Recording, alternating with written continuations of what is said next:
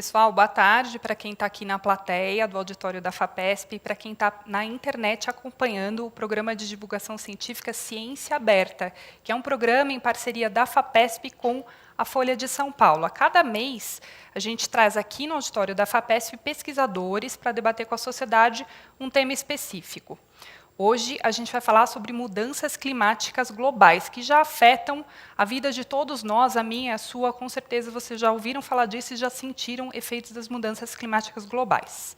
Meu nome é Sabine Righetti, eu sou jornalista especializada em ciência e vou estar com vocês aqui na próxima hora e meia falando sobre o assunto. E, para começar, a gente vai ver um vídeo que traz um panorama sobre as mudanças climáticas globais.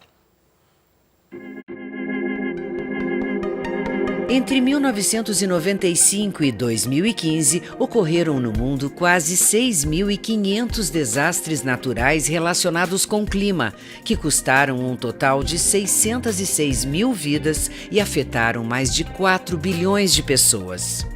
O Brasil está entre os 10 países com maior número de pessoas afetadas por desastres naturais relacionados ao clima. A maior incidência de fenômenos naturais é um dos reflexos das mudanças climáticas, que são alterações significativas do clima em todo o planeta. Desde a Revolução Industrial em 1850, pela ação humana, a queima de combustíveis fósseis e o desmatamento emitiram para a atmosfera grandes quantidades de gases com efeito estufa, intensificando o efeito estufa natural de nosso planeta. O painel intergovernamental sobre mudanças climáticas, IPCC, da Organização das Nações Unidas, na síntese do seu 5º relatório, publicado em 2014, coloca que a ação do homem está inequivocamente aquecendo o planeta e que 8 dos 10 anos mais quentes aconteceram na última década. Nosso planeta está em processo acelerado de aumento de temperatura e o IPCC alerta para o risco de o aumento ultrapassar 2 graus Celsius antes de 2050. Isso é acompanhado de aumento da frequência de fenômenos climáticos extremos, com ondas de calor, secas e inundações, com risco de migração em massa de pessoas e conflitos. Os estudos sobre mudanças climáticas no Brasil são particularmente importantes devido às vulnerabilidades do país e significativa dependência da sua atividade econômica em relação ao clima. Bom, e para falar sobre mudanças climáticas, a gente tem aqui 3 pesquisadores muito importantes do estado de São Paulo, importantes nacionalmente e internacionalmente. Vou começar pela Thelma, vice-presidente do painel intergovernamental sobre mudanças do clima, o IPCC, e pesquisadora do INPE, do Instituto Nacional de Pesquisas Espaciais, Thelma Krug. Obrigada. Obrigada. O professor titular do Instituto de Física da USP e membro da coordenação do programa da FAPESP de pesquisa sobre mudanças climáticas globais, Paulo Artacho, e o ex-diretor e atualmente pesquisador do INPE, Instituto Nacional de Pesquisas Espaciais, co-presidente do Belmont Forum, e também, a partir de julho, vai integrar o secretariado do Group on Earth Observations, o Gilberto Câmara. Bom, obrigada novamente pela presença de todos. Hoje a gente tem aqui na plateia a participação dos alunos do curso técnico em meio ambiente da ETEC Guaraci Silveira, aqui da cidade de São Paulo, e a gente tem, acompanhando pela internet, pesquisadores, alunos e pessoas interessadas no tema e que querem aprender com a gente. Muito importante a participação de todos. Quem está na internet pode mandar pergunta, quem está aqui na plateia também pode mandar pergunta. E eu vou começar fazendo uma pergunta, antes que a gente comece a receber as perguntas da plateia. Bom, a gente fala mudanças climáticas, né? Gilberto, eu vou começar com você. O que são as mudanças climáticas que a gente fala tanto? Bom, a Terra, o planeta que nós habitamos, ela tem um complexo do superfície terrestre, dos oceanos e da atmosfera. Ocorre que esse complexo é todo alimentado pela energia do Sol.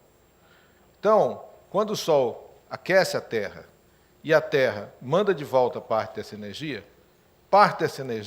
é guardada dentro, próximo da Terra, por conta da nossa atmosfera. Ela funciona como se fosse uma tampa de panela de pressão, você vai aquecendo, a energia não vai embora, parte dela fica aqui. À medida que a gente vai jogando mais gases e aumenta a capacidade da atmosfera de segurar essa energia, a gente vai saindo da situação em que a gente estava, a Terra vai se tornando mais quente, e esse maior energia é como se aumentasse a temperatura de uma panela. Pode estourar. Por quê? Porque o que a gente tem hoje de maior capacidade de energia na atmosfera aumenta a temperatura da Terra, aumenta as mudanças do clima, pode causar derretimento das geleiras, pode causar aumento dos desertos. Então, nós, homem, estamos mudando uma condição natural a que nossa espécie se acostumou a viver. Então, essas mudanças climáticas são causadas pela nossa ação em mudar a condição de operação da Terra. Paulo, quais são as principais ações do homem? O Gilberto mencionou, a gente está fazendo coisas que aquecem o planeta. Quais são as principais ações do homem que contribuem para essas mudanças climáticas e aquecimento do planeta? Bom, como o Gilberto colocou, uma das principais ações é que nós estamos mudando a composição da atmosfera. Hoje, cerca de 90% dos gases de efeito estufa que lançamos na atmosfera são associados à queima de gasolina, óleo diesel, óleo combustível nas termoelétricas e assim por diante, e cerca de 10% é causado ainda pelo desmatamento de florestas tropicais, particularmente na América do Sul, na África e na Oceania. Esses são os dois principais, digamos assim, vetores de alteração. Agora, existem muitos outros aspectos das mudanças climáticas, como, por exemplo, o nosso alto nível de consumo, o uso, por exemplo, excessivo de automóveis no setor de transporte, o uso, por exemplo, o cultivo da agricultura, que tem altas emissões de poluentes para a atmosfera, a criação de gado, que tem altas emissões de metano, e assim por diante. Isto tudo é para você sustentar a vida de 7 bilhões de pessoas no nosso planeta, e daqui a pouquinho seremos 10 bilhões de pessoas. Então, o homem tem que ainda achar uma maneira de viver de uma maneira sustentável no nosso planeta. Uhum. E, Thelma, eu queria que você comentasse, a gente falou aqui do IPCC, da importância do IPCC, né, já são 30 anos, cinco grandes relatórios.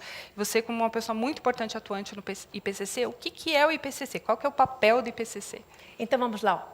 O IPCC é um painel intergovernamental sobre mudança do clima, e, como o próprio nome diz, ele é constituído pelos governos.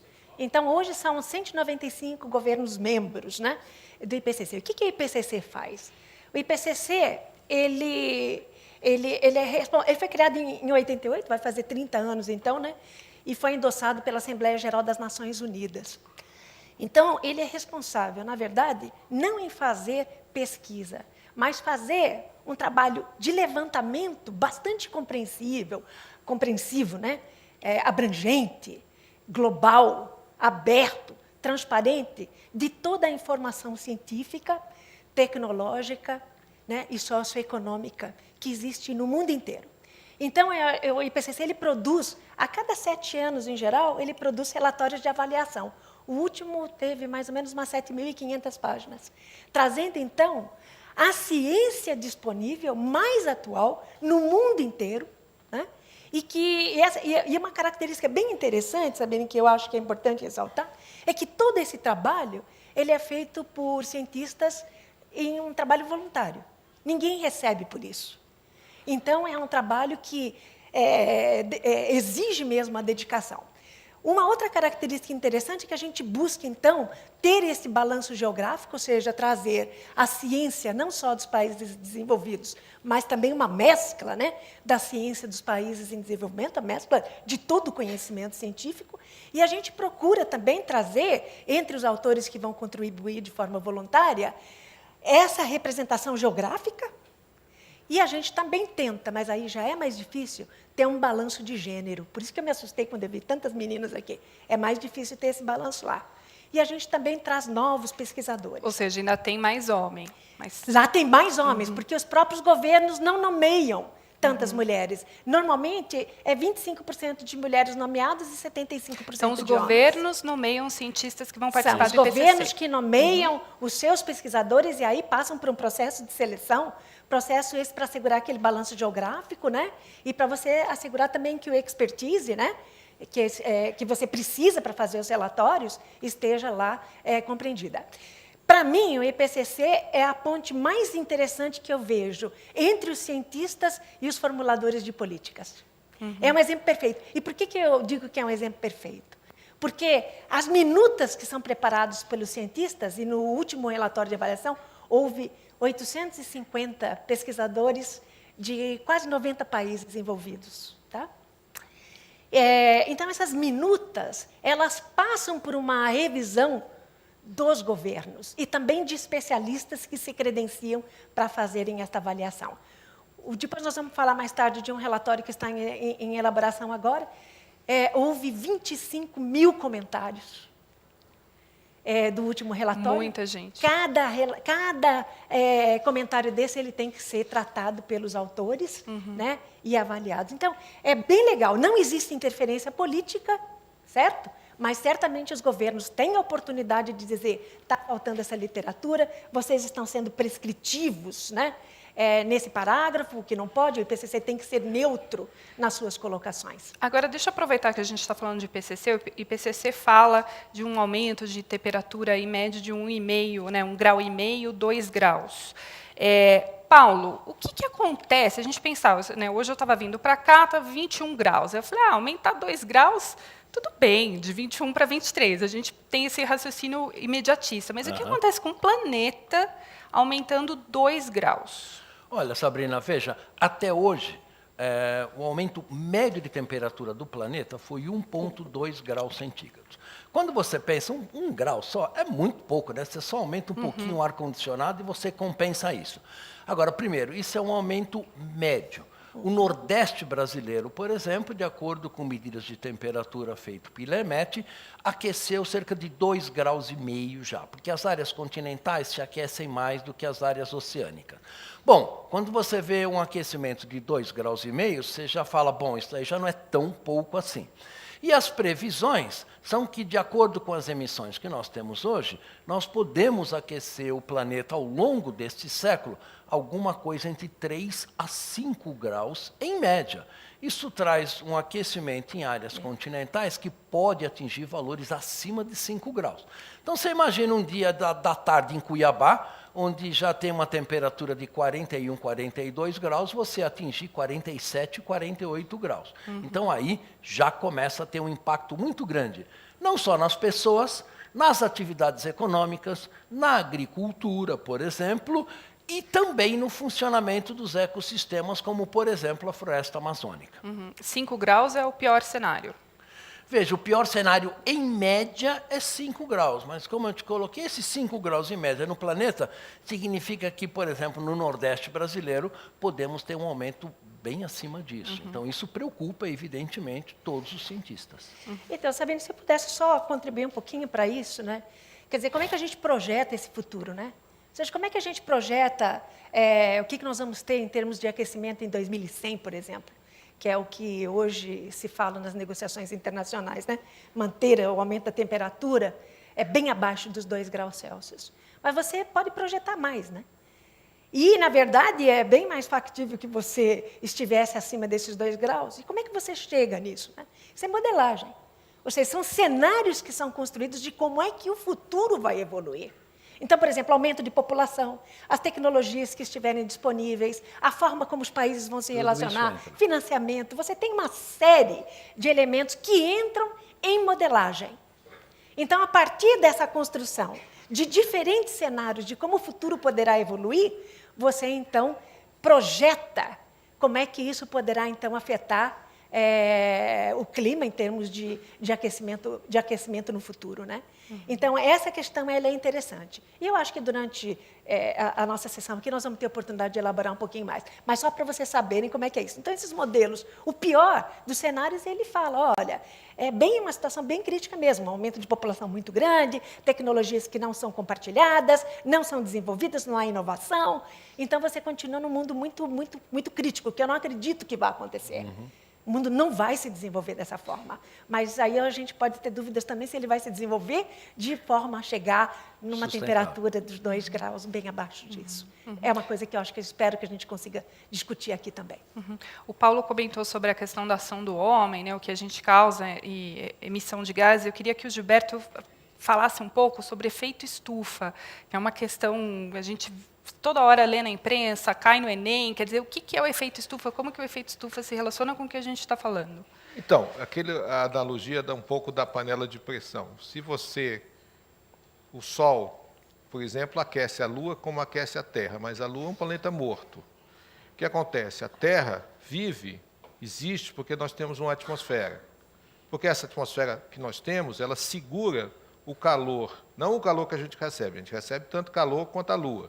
Só que a gente manda calor de volta para o exterior, digamos, o mundo externo, mas a nossa atmosfera segura esse calor.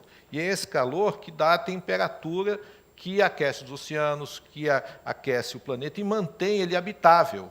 Senão, a Terra não seria habitável no sentido do que nós temos. Então, o efeito estufa natural, que é aquele que existe desde que a gente nasceu, no sentido de espécie, desde que a gente andava na África, ele mantém a temperatura do planeta num nível habitável que a nossa espécie e todos os ecossistemas se acostumaram. Quando a gente começa a jogar gás carbônico, metano e outros gases na atmosfera, a gente aumenta essa estufa, ou seja, aumenta esse efeito. Menos calor que sai da superfície do planeta volta para o espaço exterior e fica retido. Esse aumento de temperatura causado pela ação do homem, a gente, se o correto seria falar efeito estufa antrópico, efeito estufa humano, a gente simplifica por falar de efeito estufa. Posso E é contribuir, isso Sabrina? que afeta, digamos assim, está na raiz das mudanças do clima. Então, Tem uma pergunta da plateia que eu queria fechar. Tá, mas se você me permitir 30 segundos. Quer dizer, como na verdade é a radiação solar que chega, e aí fica impedida de voltar, o que hoje se pensa para se evitar o aquecimento global? Se pensa em tecnologias, inclusive, que hoje são muito imaturas, com risco, mas, por exemplo, você impedir que a radiação solar atinja a superfície terrestre. Tá? Através de aerossóis, né? Ou seja, você bloqueia a chegada da radiação.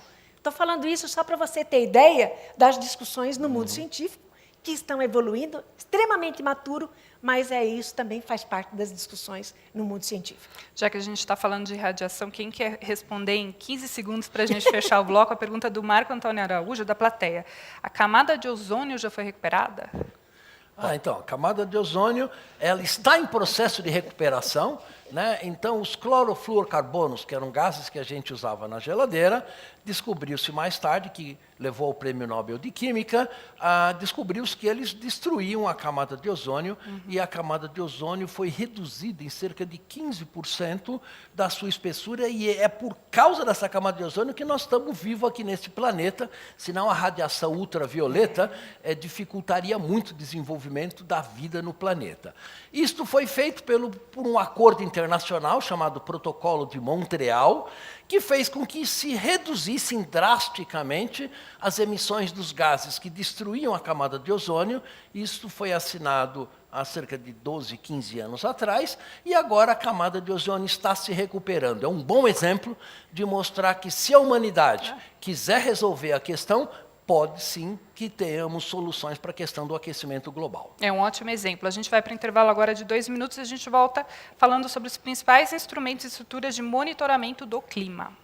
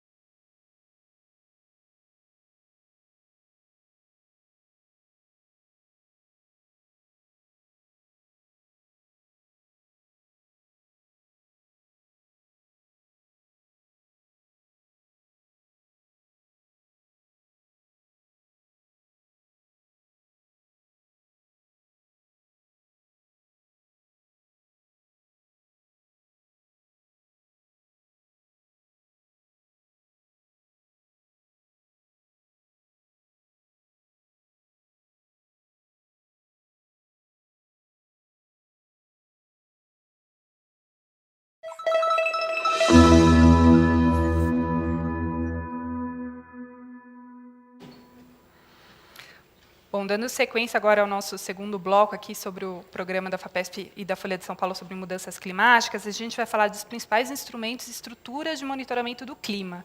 E a gente vai começar esse bloco com uma pergunta que veio da plateia, do Eric Domiciano.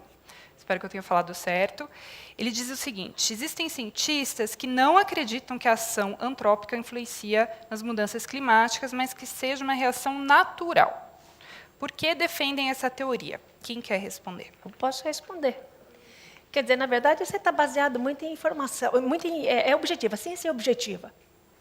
Então, é impossível você imaginar que a evolução que você teve, né, nas emissões de gases de efeito estufa, desde a era pré-industrial, particularmente nos últimos 50 anos, né, e que está muito relacionada ao aquecimento global, à mudança do clima, é impossível que você não veja isso nos dados observados globalmente, né, e que necessariamente estão associados à ação antrópica, porque era impossível. Os modelos, se você fizer os modelos, vamos dizer que você faça um modelo para mostrar como é que o futuro ia evoluir, e você considerar somente a variabilidade natural, ele não consegue reproduzir o passado, as observações factuais que você tem. Observações, você não está imaginando coisa.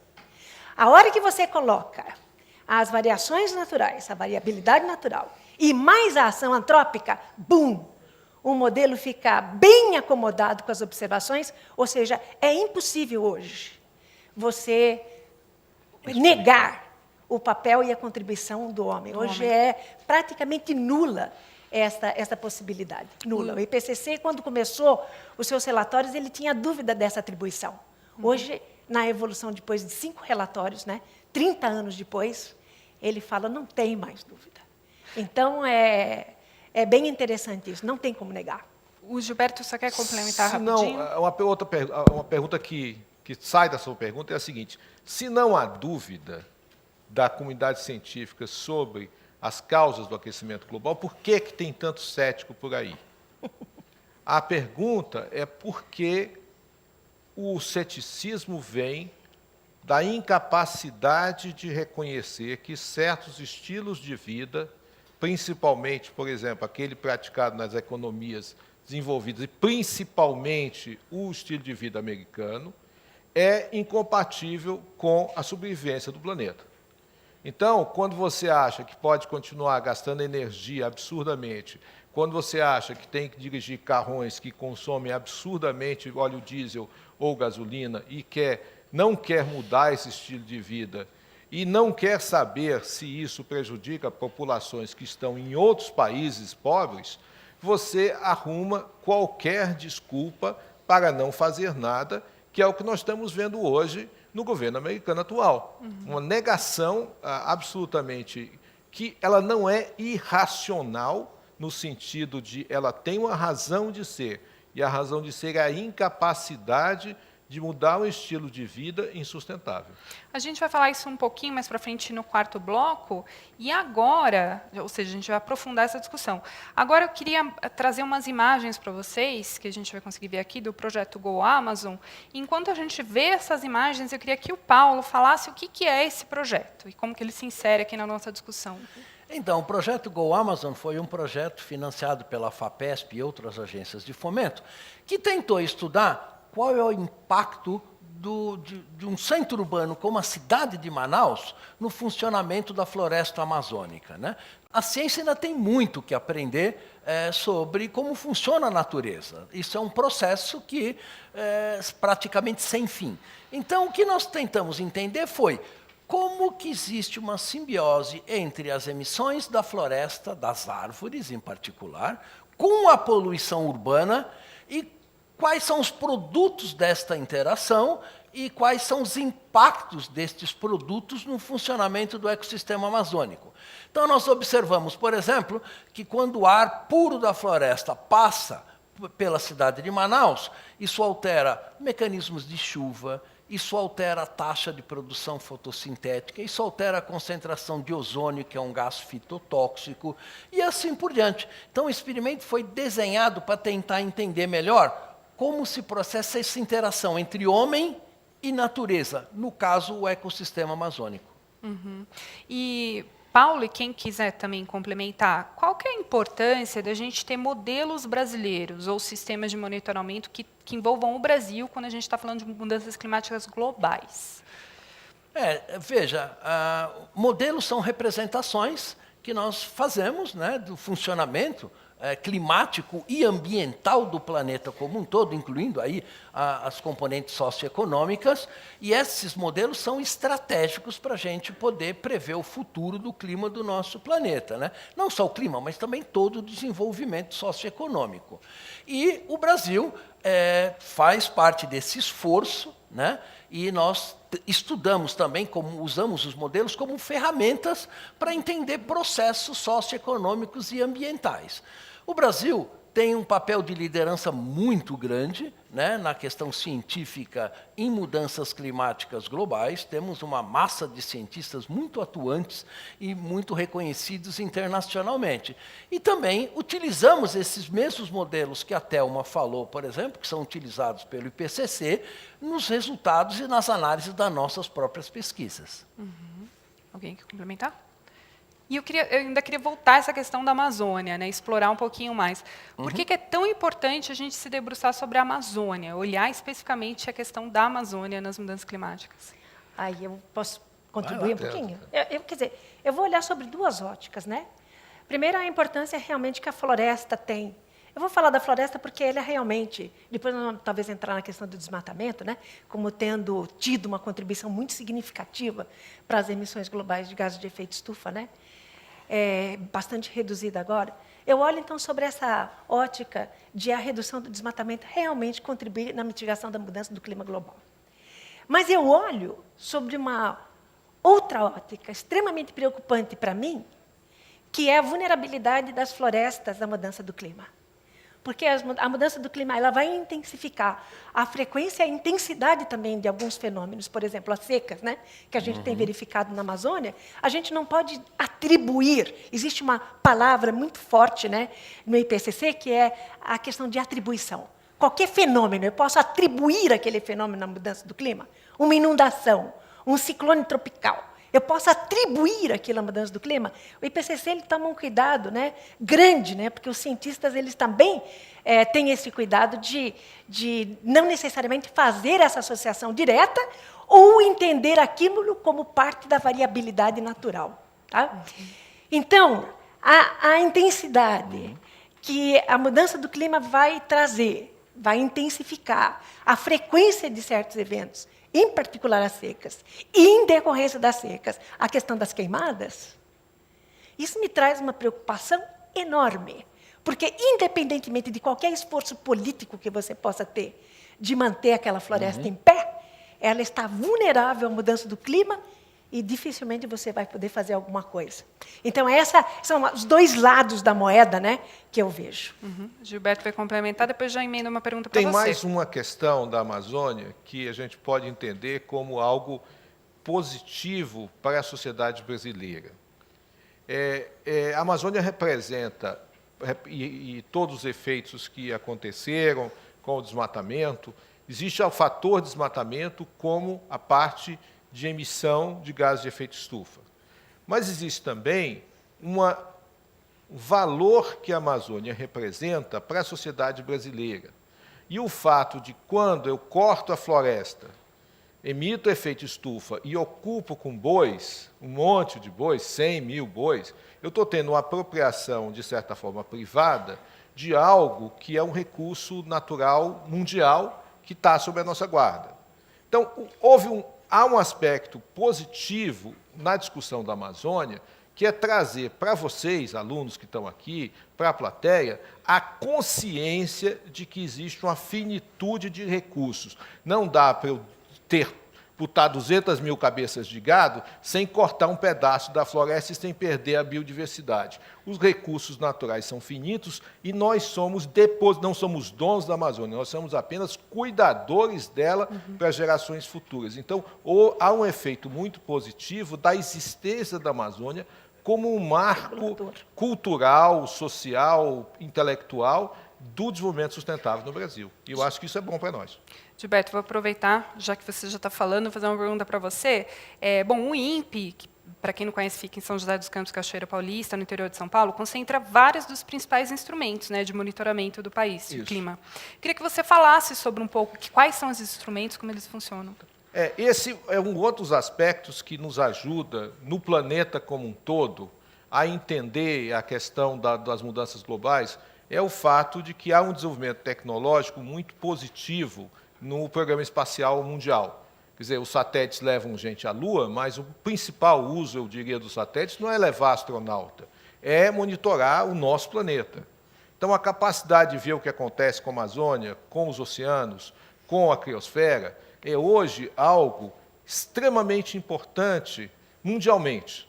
E o Brasil se apropriou, por um esforço geracional de muitos anos, 40 anos já, dessa capacidade de usar as tecnologias espaciais para o monitoramento do clima, para o monitoramento do planeta. Além disso, como disse o Paulo Artacho, o Brasil investiu na parte da projeção do futuro, porque o satélite te diz o que aconteceu ontem, o modelo te diz o que poderá acontecer amanhã. Então, você precisa dos dois. Você precisa da capacidade de ter o satélite que te diz o que aconteceu ontem ou no ano passado e aquilo que poderá acontecer nos próximos anos. Então, o INPE desenvolveu ao longo desse tempo, mas, eu diria, o INPE é um pedaço de uma comunidade científica ampla que hoje domina com muita competência tanto a parte digamos assim, do monitoramento imediato, quanto a parte de modelagem. Eu acho que isso é uma das questões que está, vamos dizer assim, claramente, em jogo no futuro do Brasil. Quando nós temos um corte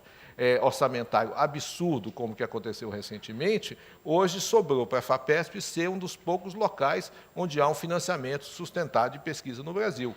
E toda essa competência que a gente desenvolveu duramente ao longo dessas décadas está sob risco pelo corte significativo que foi feito no orçamento da ciência brasileira.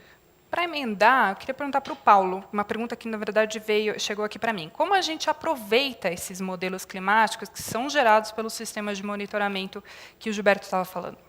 Olha, esses modelos são fundamentais, por exemplo, para estruturar políticas públicas, porque, obviamente, se o modelo indica que o nosso planeta vai aquecer 1 grau ou 6 graus, as ações humanas vão ser necessárias, vão ser completamente diferentes. Então, os modelos são hoje uma ferramenta absolutamente essencial na previsão do clima, não do tempo, né? Do clima ao longo das próximas décadas. E, além disso, os modelos também ajudam a gente a entender o seguinte, por exemplo, será que a Amazônia pode vir a ter o seu ciclo hidrológico muito reduzido, de tal maneira a não conseguir sustentar uma floresta? Os modelos ajudam a entender, será que essa seca no Nordeste, que hoje está durando 5 a 7 anos, vai se prolongar no futuro? Né? Quer dizer, isto tudo, essas previsões dos futuros, são baseadas em resultados de modelos que hoje são cada vez mais confiáveis. Uhum. Thelma, eu queria saber o que a gente já sabe sobre mudanças climáticas, se a gente sabe muito, sabe pouco, o que falta. E eu quero emendar aqui, você deu exemplos de tecnologia, isso aqui veio da plateia, deu exemplos de tecnologias sendo desenvolvidas no mundo científico. Como que os técnicos podem contribuir para essas pesquisas? Então, Os técnicos, ou seja, o pessoal que está aqui na ETEC, como que o conhecimento do técnico pode contribuir? Então, vamos lá. Em termos de ciência, né, sistemas de monitoramento não é o ideal, porque, na verdade, esse mundo é um mundo em evolução. A inovação existe para isso. A ciência evolui, né? Quanto mais você tem modelos mais refinados, capacidade de refinar seus modelos, porque você tem dados mais acurados, enfim. Esse mundo científico é um mundo em evolução, em ebulição, eu até digo, né? Sistemas de monitoramento, eles vão existindo e vão se aperfeiçoando à medida que tecnologias... Eu pego o lado espacial, porque está no nosso instituto, mas a tecnologia espacial como fundamental, e as agências espaciais agora se coadunando, vamos assim dizer, para preencher lacunas, né, de monitoramento. Isso é muito legal. Por exemplo, o satélite... O que é... Bom, aí já são outros 500, como é que esses dados se tornam disponibilizados? Então, eu acho o seguinte, quer dizer, não falta informação. Ela não é todo o universo, mas não falta informação. Não falta informação que justifique a inação. É esse o ponto que eu quero chegar. Tem informação suficiente. Tem informação suficiente. E vai ter cada vez mais para dizer para os governantes, para os formuladores de política, espera aí, meu amigo, o que você está esperando? E como que os técnicos podem contribuir? Então, hoje, o IPCC ele já amplia o seu leque, o seu escopo no seu levantamento, que não é só científico, mas ele começa a trazer as indústrias, ele começa a trazer o conhecimento técnico também, ou seja, está na inovação, está na identificação das lacunas que precisam ser preenchidas, e isso fica claro também nos produtos do IPCC. Onde é que a gente tem lacunas? Tanto tecnológicas, tanto científicas, mas é como eu digo, essas lacunas não impedem as ações já. Sabrina, eu queria complementar dizendo o seguinte, quer dizer, o trabalho dos técnicos ambientais, em cada indústria, em cada companhia onde cada um de vocês vai trabalhar, é absolutamente estratégico para o nosso planeta, porque pode parecer um trabalho de formiguinha, mas quando você tem milhões de formiguinhas trabalhando numa direção, por exemplo, para reduzir as emissões num processo tecnológico, para aumentar a eficiência de uma empresa, ou a eficiência de uma companhia, eficiência energética, isso é extremamente essencial para o planeta no futuro. Então, o trabalho de todos tem que ser no sentido de construir uma sociedade muito mais sustentável, tanto a nível de governo, quanto a nível de empresas pequenas, médias ou grandes. Da sua ação local, né? Legal. Exato. Bom, a gente vai fazer mais um intervalo de 2 minutos e a gente já volta para o terceiro bloco. A gente vai falar sobre crise hídrica, segurança alimentar, desertificação, migração e elevação dos oceanos. Até daqui a pouco.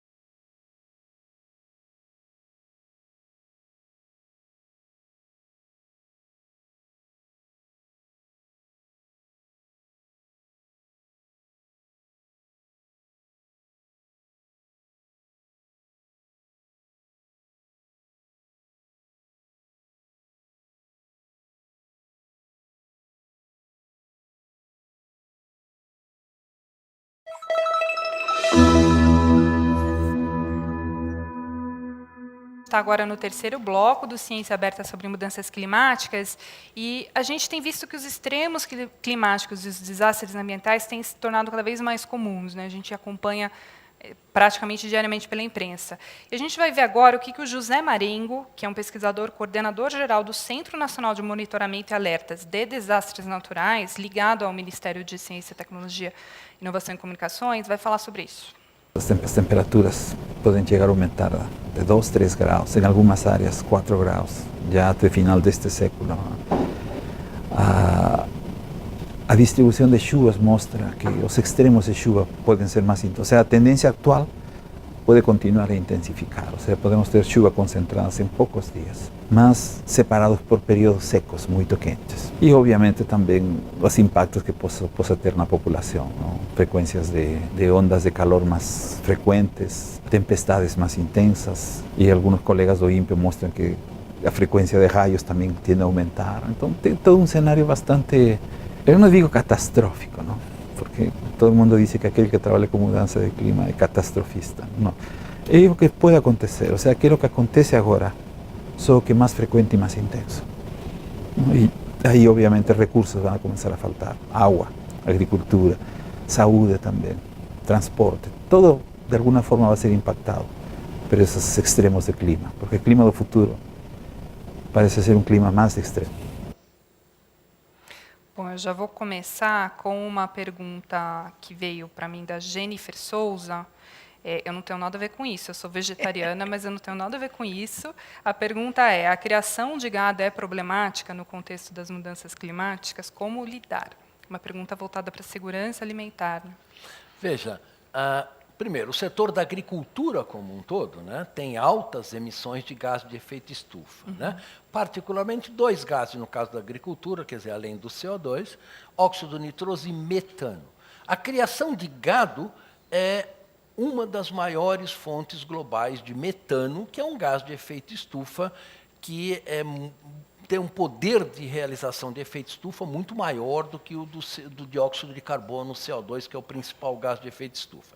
Então, o que acontece é que, hoje, por exemplo, a demanda por comer carne no nosso planeta está aumentando significativamente, está aumentando as emissões do setor da pecuária. Né? Além disso, como todos sabemos, a pecuária também é um dos motores importantes, por exemplo, atrás do desmatamento na Amazônia. Então, o que nós temos que fazer é desenvolver, evidentemente, produção de alimentos que seja sustentável e compatível com uma população de 7 a 10 bilhões de pessoas no nosso planeta. Isso não é uma tarefa fácil, isso não vai conseguir se fazer da noite para o dia, mas não há dúvida nenhuma de que o hábito de comer carne, por exemplo, é um dos nossos hábitos que mais causam emissões de gases de efeito estufa. O Gilberto quer complementar? Bom, pela primeira vez nesse debate, a gente vai divergir um pouco, acho que a gente precisa colocar. Se você falar de termos abstratos, seria melhor se hoje todo mundo parasse de comer carne. No entanto, a humanidade não teria chegado onde chegou, o cérebro não teria aumentado para o tamanho que chegou, se a gente nunca tivesse comido carne. Que a questão, o problema aqui é a carne comparada com o quê? Em termos brasileiros, por exemplo, se a gente olhar um pouco o que é que vai fazer a diferença maior nas nossas emissões, o que é que vai fazer a diferença no país que consome carne brasileira como a China, porque aí a gente tem que escolher bem, no nosso caso, aquilo que é mais importante num problema de tal magnitude como mudanças globais.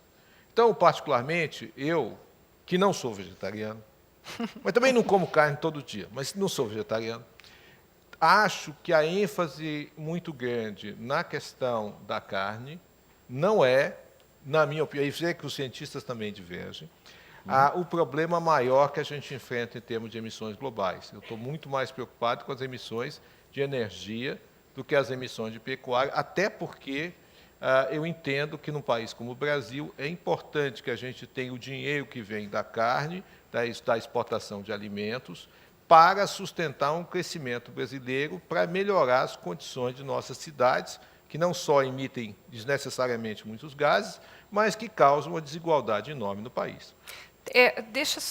Eu queria só passar para uma outra pergunta, depois a gente volta para essa discussão, para a gente não perder o bonde do que o Marengo falou. Ele falou de crise hídrica, que eu acho que é muito importante a gente abordar aqui também, além da questão da pecuária. A gente já está vivendo um momento de crise hídrica. O que é a crise hídrica? Quem quer responder? Quem quer responder essa? O que é crise hídrica? Não, eu posso falar um pouco. Quer dizer, na verdade, o problema é o simples. Se o país construiu as suas hidrelétricas e o seu sistema de abastecimento urbano de água baseado em 100 anos de uma certa regularidade ou de uma irregularidade previsível em termos da oferta de água. Então, o nosso sistema todo de barragens, o nosso sistema todo de oferta de água é baseado no seguinte sentido: Passa um ano sem chover, no outro ano chove. Passa 2 anos sem chover, depois 2 anos chove. Então, as barragens chegavam até 20%, 30%, daqui a pouco enchiam até 70%, e isso mantinha o país, e boa parte do país, com exceção do Nordeste, mas São Paulo com água. Agora, você imagina um cenário que passa a ter não mais 2 anos sem chuva, mas 4, com pouca chuva. Aí a Cantareira vai para o volume morto.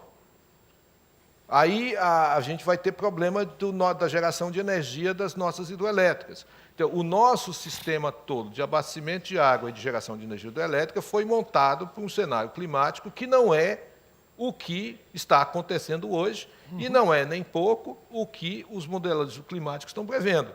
Ou seja, o Brasil que se cuide. Se ele não se reorganizar no seu sistema de consumo e abastecimento de água e no seu sistema de consumo de energia, nós vamos passar a perreios maiores do que aqueles da crise hídrica de São Paulo dos últimos 2 anos. Sabrina, só para complementar, então, né, quer dizer, dentre os riscos que o IPCC aponta, né, nos seus relatórios, é claro que a escassez de água é um dos riscos que vão estar lá. Obviamente, também a distribuição dos riscos ela não é igual para todas as regiões, né, do globo, não é? Então, há diferenças bastante grandes. E o importante é a gente começar a melhorar a nossa capacidade de prover realmente os riscos e as vulnerabilidades de uma forma mais regionalmente focada, né? Em vez de global. Mas o IPCC já consegue, através dos seus modelos, fazer esse tipo de identificação. Uma outra questão que foi relacionada também com a água, e que a mudança do clima é esperada a provocar, é que, muito provavelmente, o volume de água seria mantido mesmo, mas você teria picos, né? Grandes inundações, e depois períodos de estiagem. Inundação, estiagem, ou seja, inundação. muita chuva e seca. É o que a gente está vendo, o que a gente tem visto, né? Não estou dizendo que esses fenômenos que têm acontecido com uma maior frequência, né? As inundações que nós vimos aí nos anos mais recentes, sejam atribuídas à mudança do clima. O que eu vou dizer é que a mudança do clima, né? Os modelos estimam que com a mudança do clima, esses elementos serão exacerbados. E a gente falou, de crise hídrica e a gente falou de pecuária. Em relação à produção de alimentos, como que as mudanças climáticas alteram a produção de alimentos? Eu até comentei, quando a gente conversou antes aqui de começar, que recentemente eu vi uma notícia sobre a questão do vinho, que o aquecimento global pode prejudicar o vinho. A gente falou sobre o café. Quer dizer, o que a gente pode falar sobre a questão dos alimentos? Então, a Embrapa fez uma série de estudos, né, muito bem embasados, mostrando que nós já estamos alterando cultivos que há algumas décadas atrás podiam ser feitos numa determinada região, porque tinha a chuva na hora certa, tinha a insolação necessária para aquilo, e hoje já não temos mais, porque, como a Thelma colocou, o clima hoje é diferente do que 30, 40, 50 anos atrás. E vai ser mais diferente ainda no futuro. Então, o Brasil tem que se preparar muito bem para essas mudanças no padrão de chuva, para essa mudança na sazonalidade da chuva, porque isso é estratégico para a agricultura. E, com certeza, áreas, por exemplo, do cultivo de café, que funcionava muito bem no estado de São Paulo há 50, 60 anos atrás, esse café já foi quase totalmente para Minas Gerais. E isto também vai acontecer com outros cultivos. Sabine, só para completar, e aí, como disse a Thelma, a vulnerabilidade não é distribuída igualmente no Brasil. A região que mais será afetada, e já está sendo, pela questão de produção de alimentos ligada aos extremos climáticos, é, sem dúvida, o Nordeste. Quer dizer, a produção do Nordeste sofre quebra de safra significativas nos últimos anos, tornando a produção de subsistência local extremamente mais incerta do que sempre foi. Então, hoje, em relação à comida, não é tanto um problema brasileiro como um todo, mas um problema regional importante, em que partes do Brasil que já estão em situação difícil, vulnerável, poderão piorar bastante com consequências, eu diria, não apenas para aquelas pessoas, as consequências para o nosso país como um todo. Sabine, posso complementar muito rapidinho mesmo? Quer dizer, hoje uma das grandes preocupações que você vê dentro do IPCC, enquanto mesmo questionamento científico, é a questão da segurança alimentar. E aí, a questão da segurança alimentar, ela está também preocupando, por um lado, porque muitas das medidas de mitigação, ou seja, de redução ou minimizar a mudança do clima, ela está relacionada ao que você faz na Terra. Né? Então, por exemplo, uma das medidas de mitigação é a bioenergia. Né? E aí, se você realmente quiser fazer uma bioenergia em larga escala, haverá comprometimento, né, da produção de alimentos, ou seja, a mitigação poderia, porventura, comprometer. Né? Qual é o trade-off? Que você vai ter que decidir entre colocar a produção de alimentos, né, em xeque, ou você realmente contribuir para segurar a mudança do clima? Essa é uma questão que está permeando vários dos relatórios do IPCC, principalmente por causa dessa associação das medidas de mitigação que serão fortemente feitas. Né? Se você pegar o Brasil, por exemplo, a maior parte das medidas de mitigação que o Brasil está propondo fazer, ela está relacionada ao uso da terra.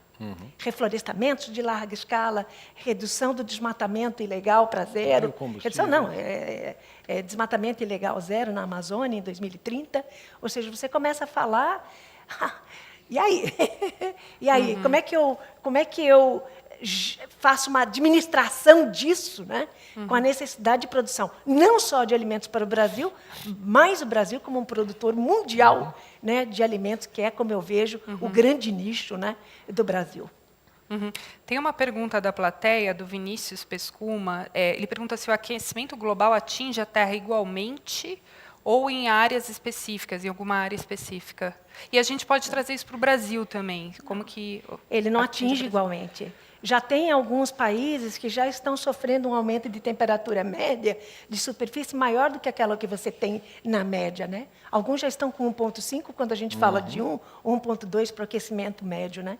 Então, tem regiões que são mais afetadas do que outras.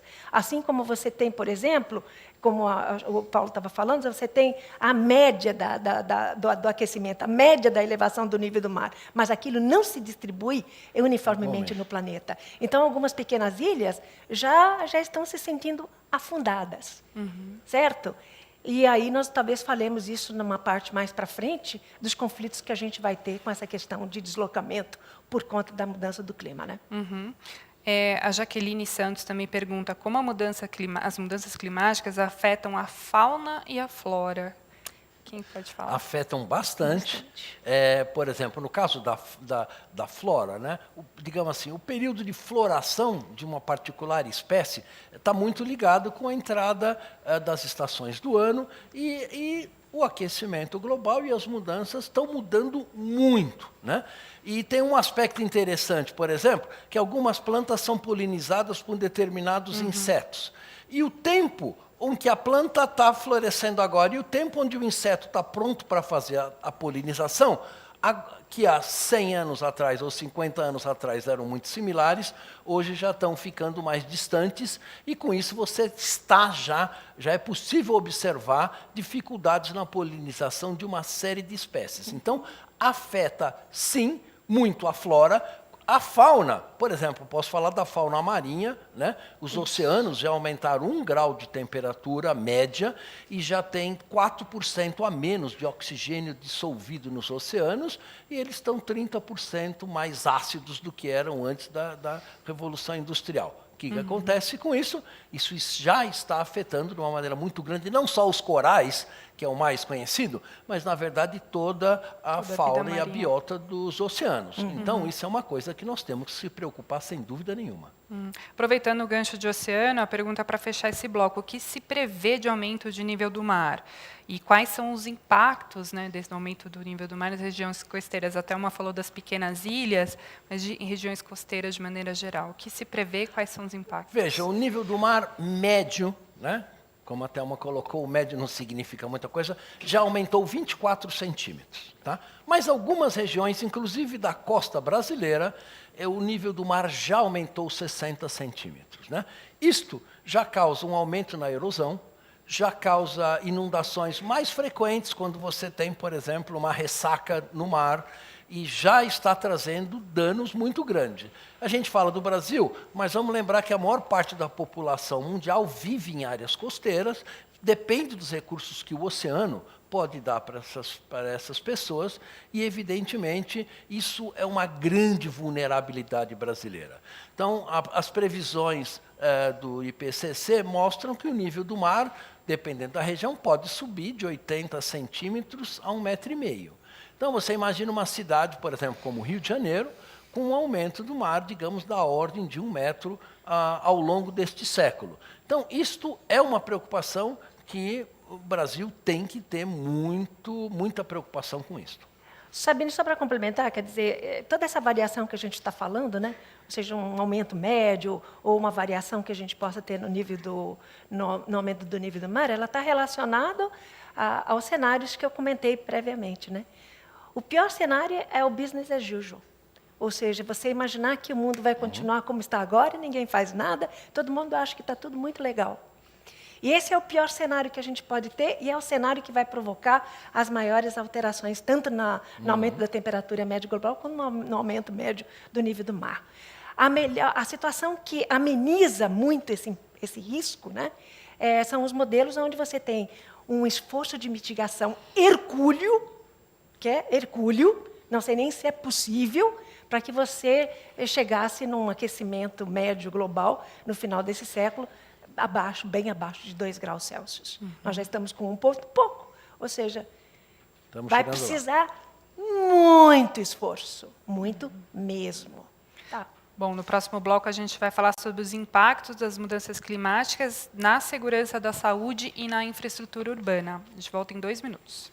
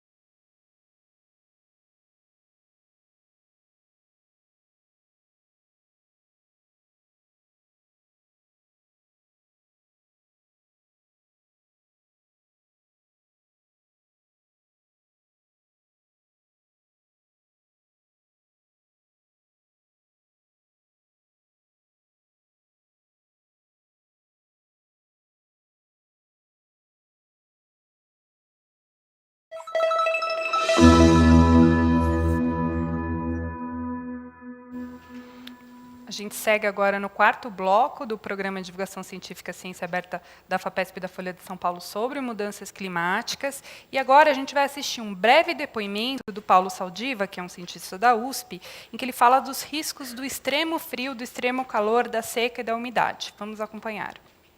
O tempo vai ficar nervoso, nós vamos ter alternância de frio com calor, baixa umidade com alta umidade, e principalmente a variação dessas mudanças, né, da temperatura, derivada, a mudança disso no tempo vai se acentuar cada vez mais. Ao longo da evolução, nós construímos uma zona de conforto térmico, Ou seja, nos adaptamos, na medida do possível, às variações do ambiente que vivemos. Será que a gente vai ter tempo para isso? Será que a velocidade dessas mudanças vai permitir que o nosso organismo acompanhe ou vamos depender da resiliência urbana, da resiliência das construções? Por exemplo, na cidade de São Paulo, nas suas ilhas de calor, toda 28 graus centígrados, começamos a ter mortalidade por doença cardiovascular e nos 5% dos dias mais quentes, a nossa mortalidade aumenta em 50%, o que representa 100 pessoas num dia. Outras cidades como Toronto, por exemplo, conseguiram construir-se de tal forma que essa variação não seja tão acentuada, elas se adaptaram. Mais uma vez, esta resiliência vai variar de acordo com a capacidade econômica e com a consciência das cidades. Como que a gente minimiza este efeito?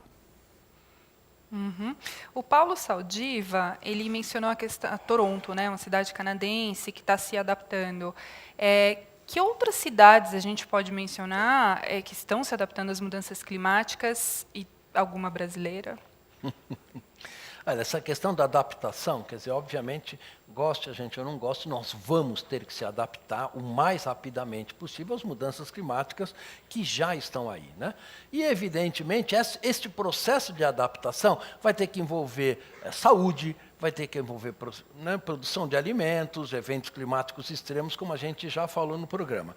E, em particular, na questão da saúde, este é uma questão muito crítica, porque hoje você já tem uma quantidade muito grande de pessoas que possam vir a falecer por causa dos eventos climáticos extremos, e só na cidade de São Paulo isso ocorre, como o Paulo Saldiva colocou, são cerca de 100 falecimentos adicionais por dia, o que é uma coisa muito grande. E isto pode se intensificar no futuro com um aumento da frequência de dias muito quentes ou de dias muito frios, por exemplo, né? Isso funciona nos dois extremos. Então, a população brasileira e o sistema de saúde vai ter que se preparar para isto.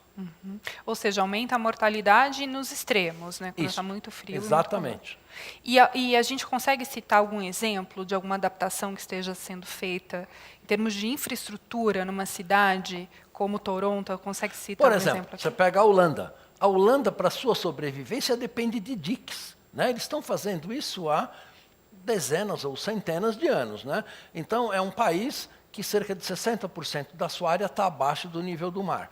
E há uns 25, 30 anos atrás, eles começaram a aumentar a altura dos diques por causa do aumento do nível do mar.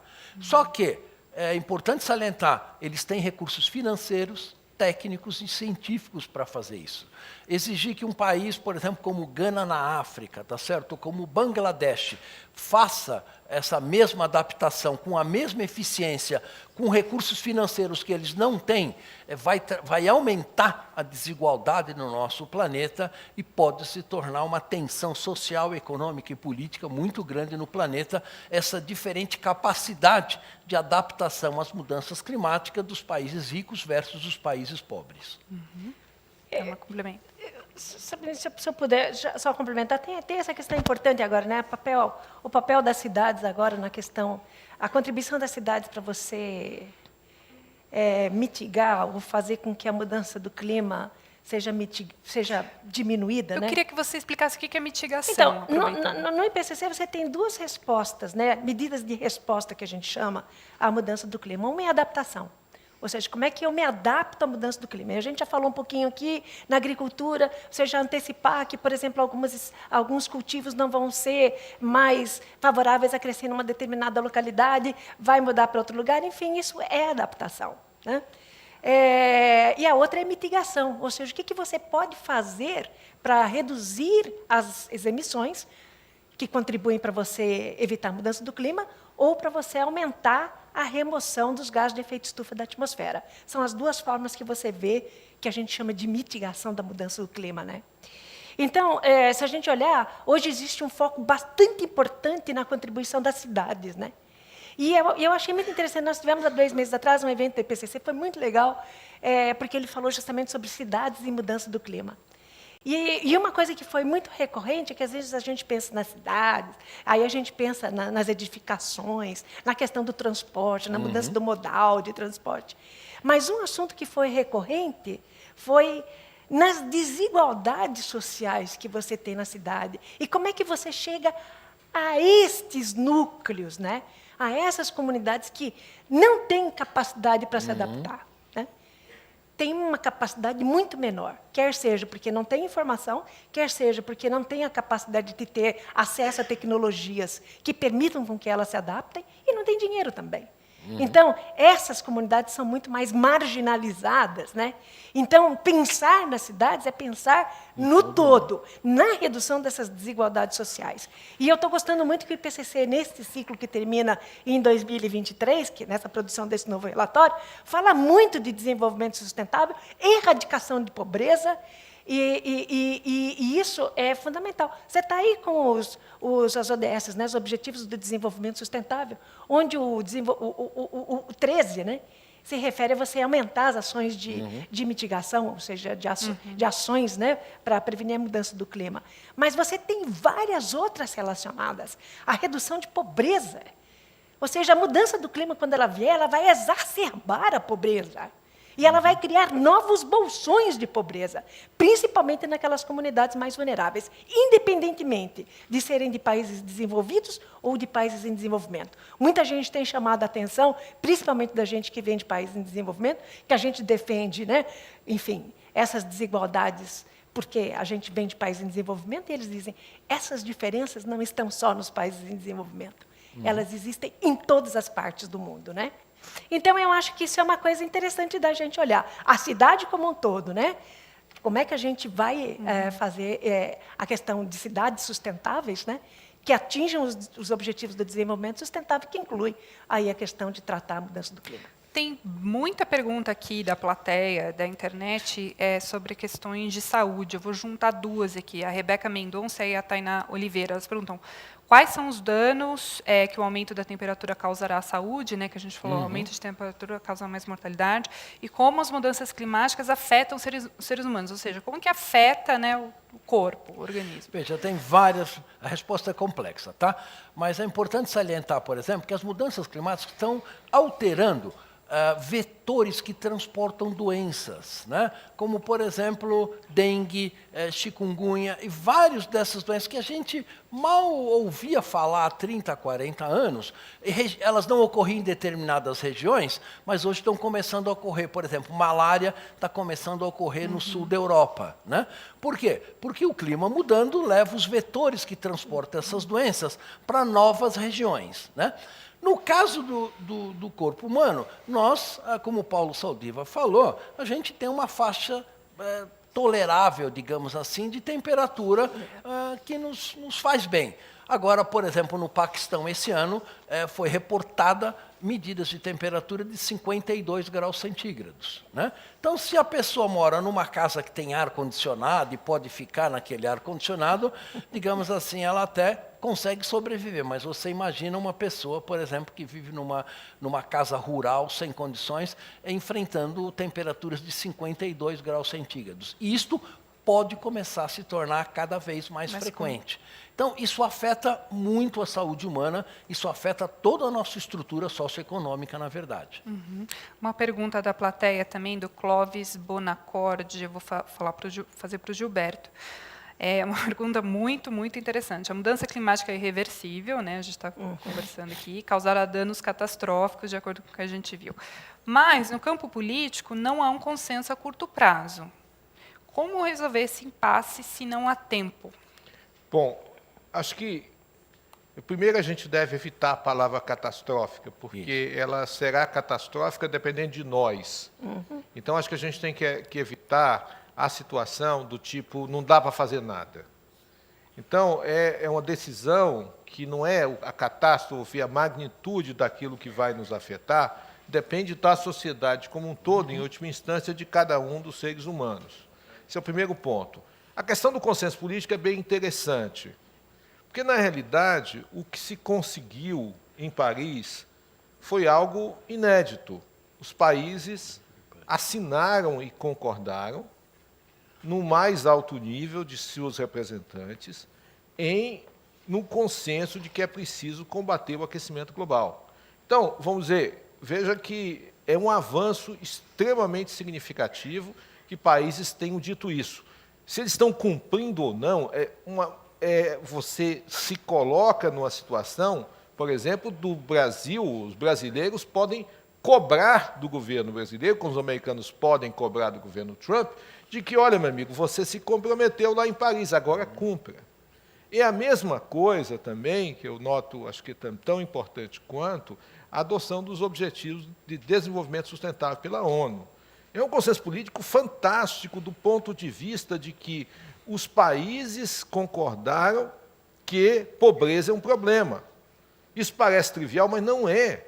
Há muitas sociedades em que vem feio o pobre. O pobre é aquele que não merece ser pobre. Então, quando você diz que pobreza é um problema, que desigualdade econômica é um problema, que igualdade de gênero é algo valorizado, que as mulheres têm que diminuir a mortalidade infantil, há um consenso político de alto nível. Ou seja, os instrumentos internacionais, com todos os defeitos que estão colocados, estão funcionando. O que há, na realidade, é uma falta de capacidade democrática das sociedades avançadas, incluindo a brasileira, de fazer os nossos governos cumprirem aquilo que eles se comprometeram.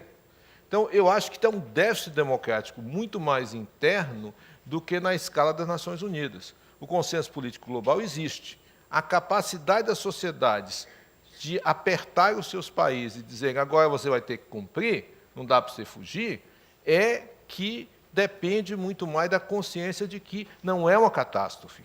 Ou não é uma catástrofe do jeito que, se assim, vai vir lá de cima e vai cair na minha cabeça, não importa o que eu faça. Importa sim.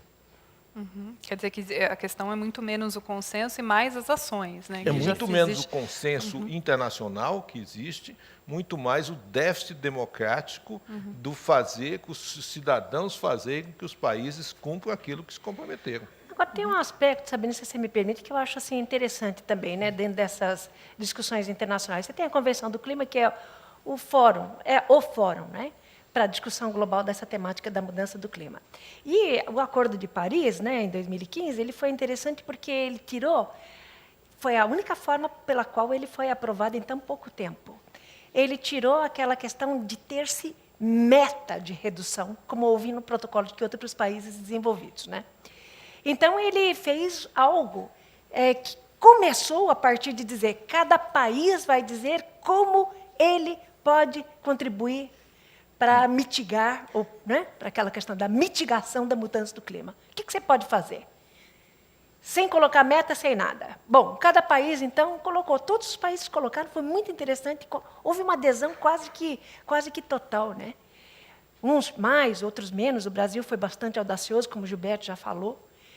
Mas o interessante é que, se você somar todas essas contribuições hoje, que a gente chama de contribuições nacionalmente determinadas, isto vai nos levar a uma trajetória de aquecimento de 3 graus Celsius. Exatamente. Então, você fala assim, quer dizer, no mesmo a Convenção do Clima, que acordou que se quer chegar, em 2100, com um aquecimento bem abaixo de 2 graus Celsius e perseguir 1,5, e aí você fala, mas se eu colocar as contribuições, elas estão levando a 3, é aí que os ajustes começam a ter que vir.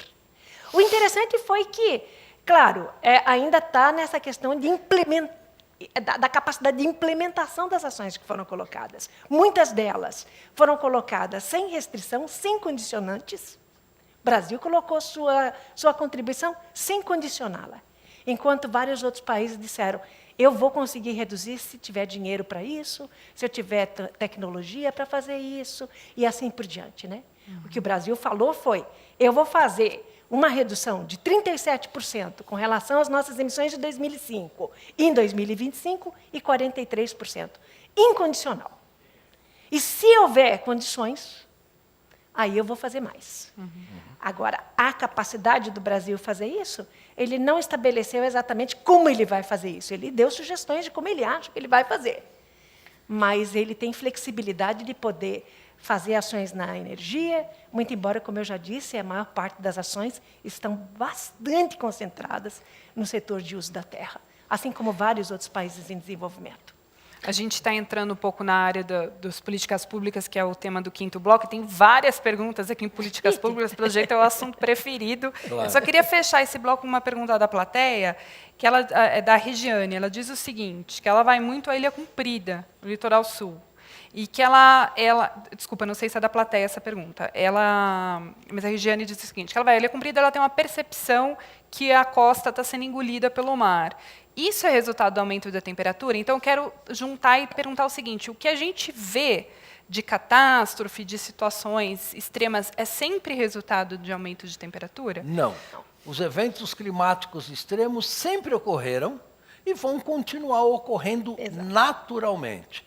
O que nós estamos observando é uma intensificação da frequência e da intensidade desses eventos climáticos extremos. Sempre ocorreram secas fortes, sempre ocorreram inundações, mas o que nós estamos observando agora é que a frequência desses eventos e a intensidade deles está aumentando.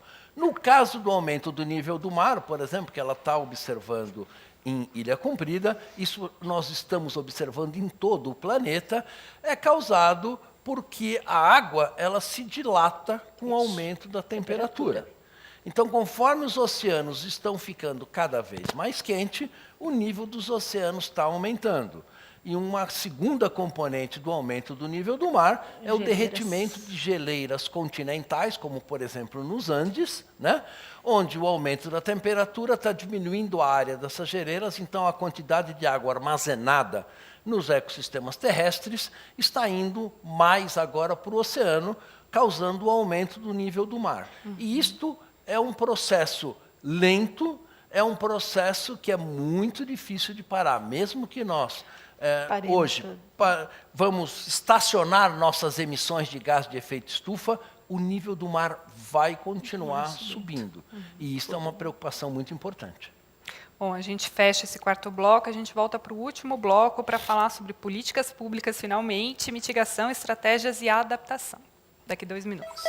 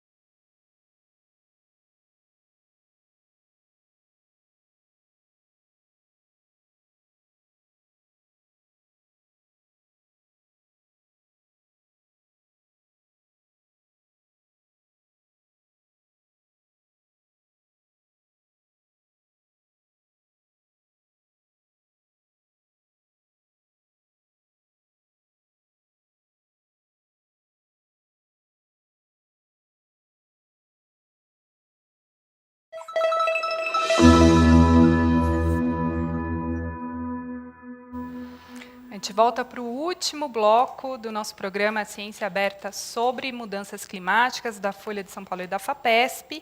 E a gente vai assistir um vídeo agora para tratar de políticas públicas, mitigação, estratégias e adaptação nas mudanças climáticas. Vamos acompanhar. O Brasil é o 7º maior emissor de gases de efeito estufa do planeta. E diferente de outros países grandes emissores, que a emissão está concentrada na queima de combustíveis fósseis, para a energia e para a indústria, no caso do Brasil, as maiores fontes de emissão são o desmatamento e a atividade agropecuária, ou o que a gente chama de uso da terra. Então, para nós contribuirmos para as metas de reduzir dramaticamente as emissões em todo o mundo até meados do século, a tarefa do Brasil é transformar o setor de uso da terra. Para isso a gente precisa zerar o desmatamento, daqui até pelo menos 2030, zerar o desmatamento e implantar maciçamente as práticas agrícolas, chamadas de práticas de agricultura de baixo carbono. Com isso a gente, além de reduzir as emissões, a gente aumenta a concentração de carbono no solo. Se aliar isso às metas de reflorestamento, restauração e regeneração de áreas degradadas, a gente é capaz de tornar esse setor, que hoje é a nossa principal fonte de emissões, numa fonte de remoção líquida de gases de efeito estufa da atmosfera. E essa pode ser uma contribuição importante que talvez permita até ao Brasil a neutralizar o total das suas emissões a partir das remoções do uso da terra que compensem as emissões do setor de energia, resíduos e a indústria.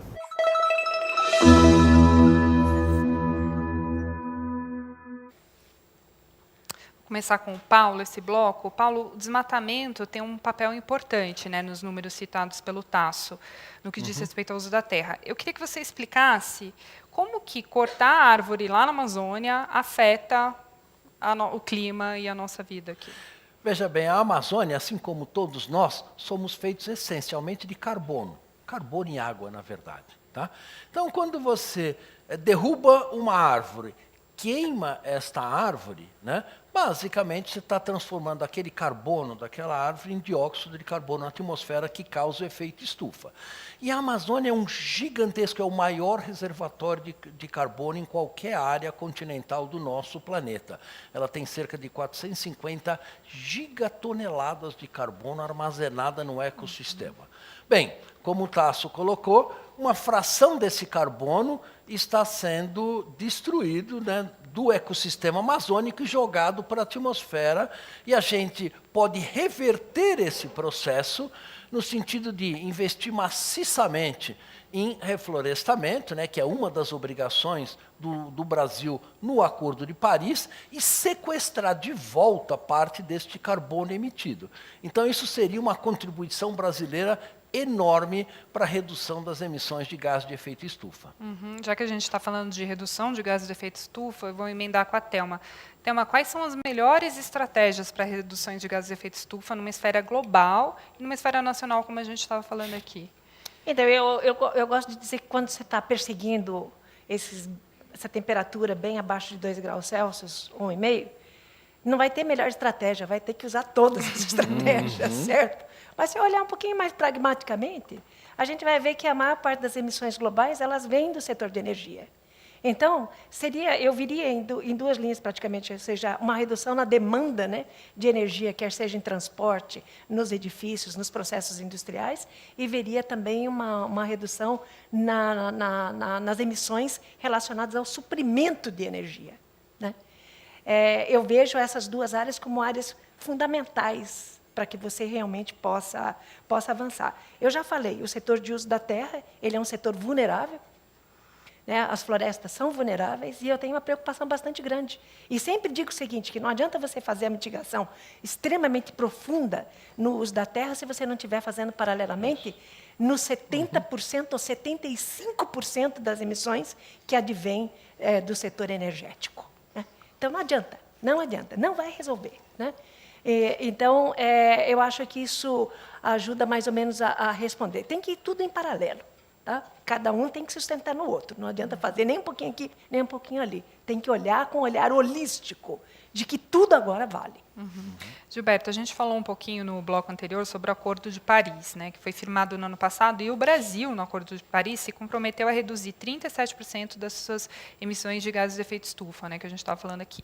Eu queria que você desse um panorama, rapidamente, de quais são os acordos internacionais mais relevantes na área do clima e o que eles definem. Bom, grande especialista, a doutora Thelma, mas essencialmente o que existe é uma convenção das Nações Unidas para a mudança do clima, que a convenção é o quê? Um conjunto de países. Então, está representado lá não são cientistas, são países que discutem, às vezes por anos, para chegar em resoluções do que eles concordam em fazer.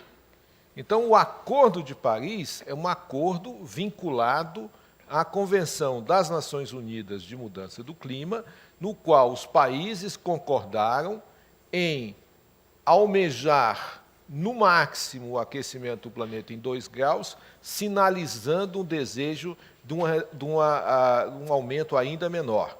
E, ao mesmo tempo, no qual os países disseram, esta é a minha contribuição. O que a Thelma levantou corretamente é que o que cada país diz que vai contribuir, se somar todos os países, ainda não é suficiente para chegar nos 2 graus.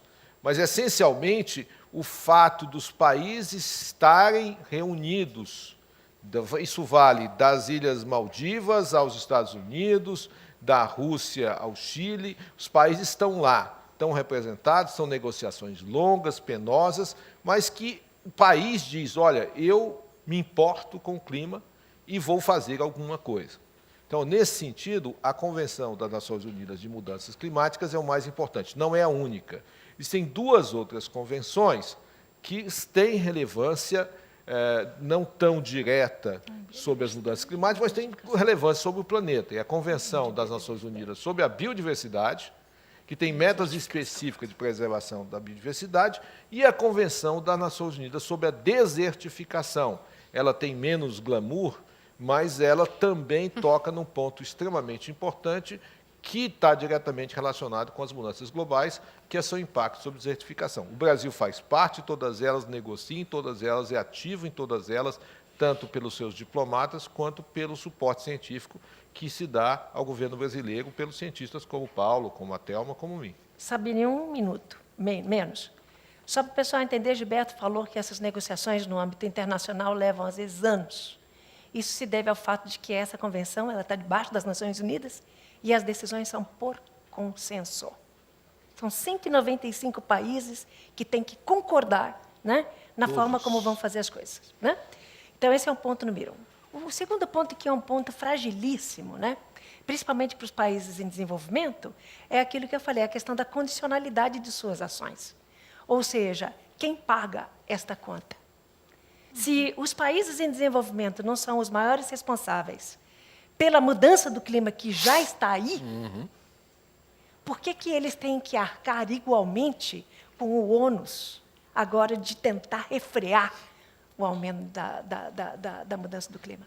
Então, a parte de financiamento é a parte mais sensível para os países em desenvolvimento, né? E por mais que você crie fundos, aí também 2, 3 anos, 4, 5 anos, para você definir como é que esse financiamento vai ser feito, a transparência que você precisa ter, os inventários que precisam estar disponíveis, enfim.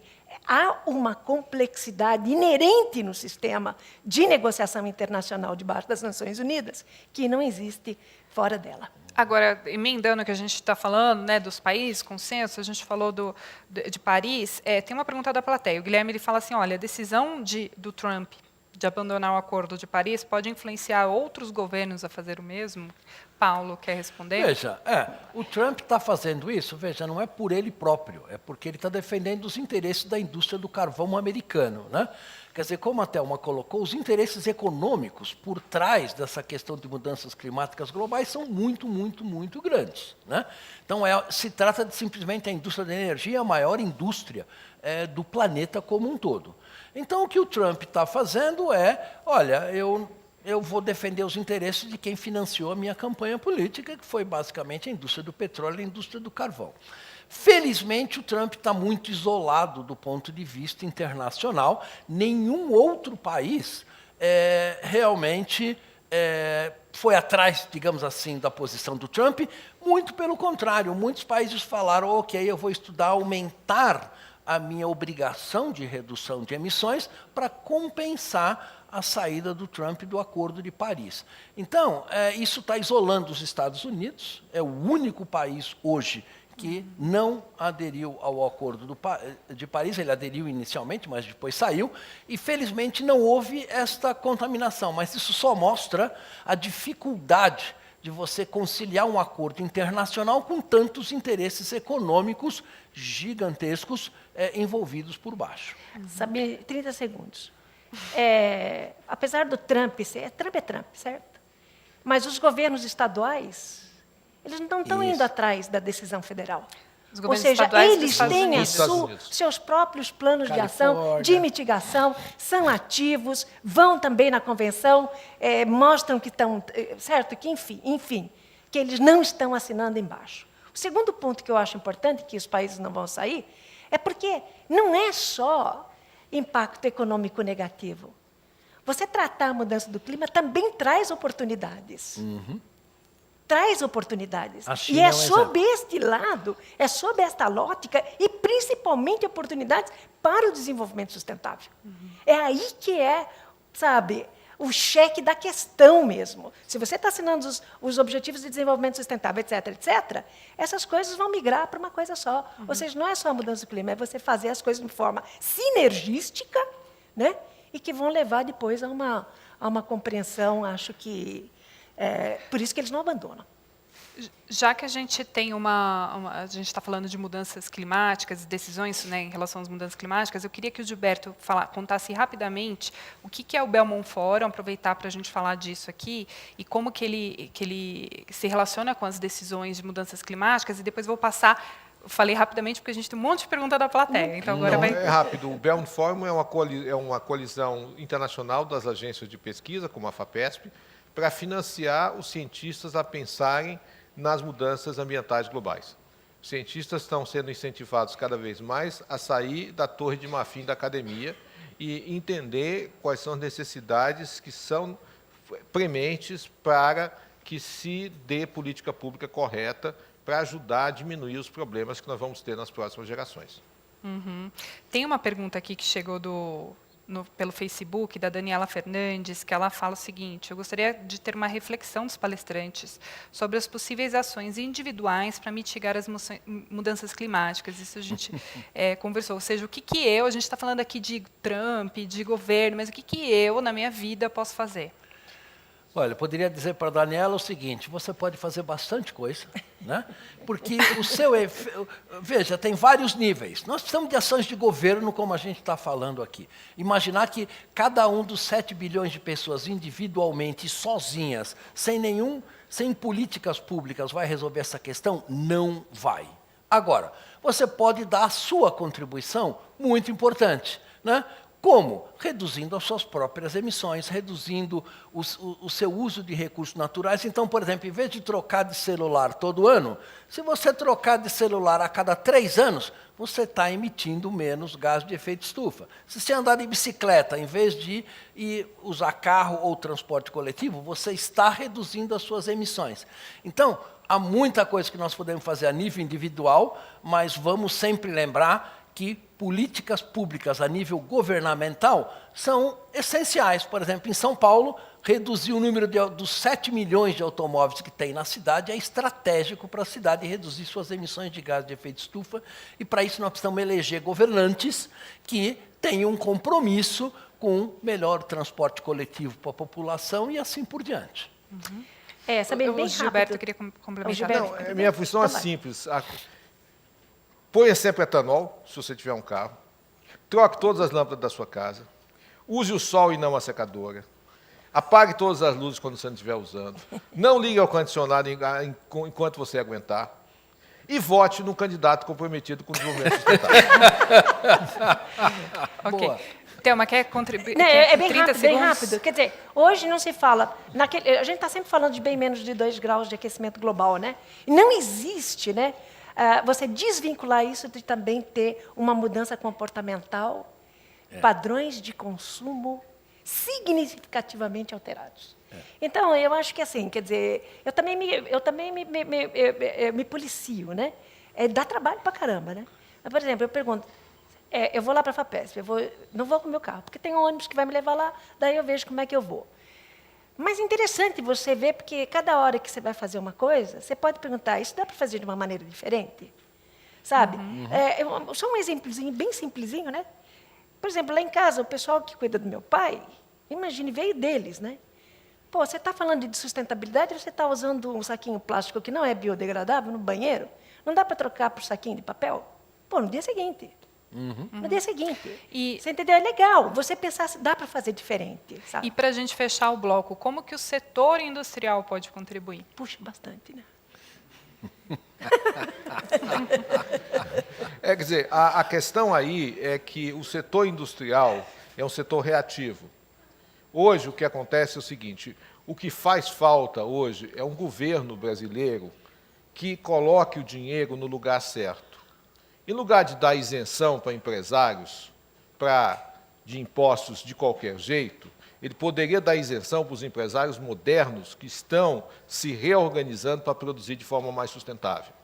Então, hoje, o setor industrial não está nenhuma sinalização por parte do atual governo brasileiro de que é importante se modernizar e reduzir suas emissões. O setor industrial pode fazer muito e pode fazer tudo, desde que a sociedade, através do voto, e o governo, através do seu poder discricionário, parem de dar bolsa empresário do jeito que está dando. Por exemplo, a indústria automobilística. O Plano Brasil 2040 não fala nada em redução de emissões, o que é um absurdo. E a indústria automobilística está pedindo bilhões em isenções. E o governo não está condicionando nada disso a uma mudança no perfil de atuação de energético da indústria. Eu queria levantar uma questão de que a indústria tem que pensar muito mais a longo prazo, né? E isso não é comum nem nos nossos governantes, nem nos donos das empresas. Eles se preocupam, olha, o meu lucro no ano que vem, ou no máximo o meu lucro nos próximos 3 ou 4 anos. Nós vamos precisar mudar toda a nossa mentalidade e pensar no planeta nos próximos 10, 50 ou 100 anos. Isto é muito difícil para um governante e é muito difícil para o dono de uma empresa que tem que responder para os seus acionistas, digamos, num prazo de 1 ano. Então, sem mudar um pouco a lógica econômica que manda no nosso planeta, nós realmente vamos ter sérias dificuldades.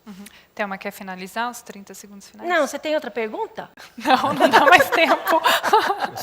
Não, quer dizer, é o que a gente fala, quer dizer, a indústria, não necessariamente no Brasil, porque as emissões de indústria no Brasil elas não são muito altas, comparativamente com as emissões dos outros setores. No Brasil, hoje, as maiores emissões vêm da agricultura, né? Está com 32% de contribuição das nossas emissões totais. E o desmatamento está com 17% agora. Era 70% em 2005. Para vocês terem ideia, né?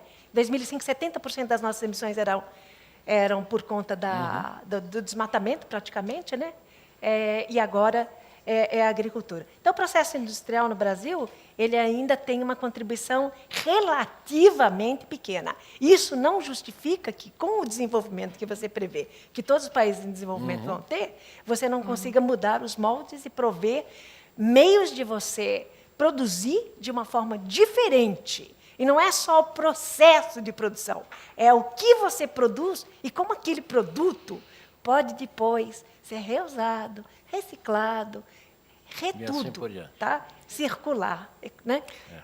Aquela questão circular. Eu acho que é tirar o foco do benefício econômico e olhar sobre o benefício ambiental. Ponto. Gente, infelizmente o nosso tempo acabou. Queria agradecer imensamente Gilberto, Thelma e Paulo por estarem aqui com a gente, a plateia pelas perguntas incríveis que a gente recebeu, quem acompanhou também pela internet, muito obrigada. E, bom, o Ciência Aberta continua no próximo dia 5 de junho, a gente vai falar sobre arboviroses. Até lá.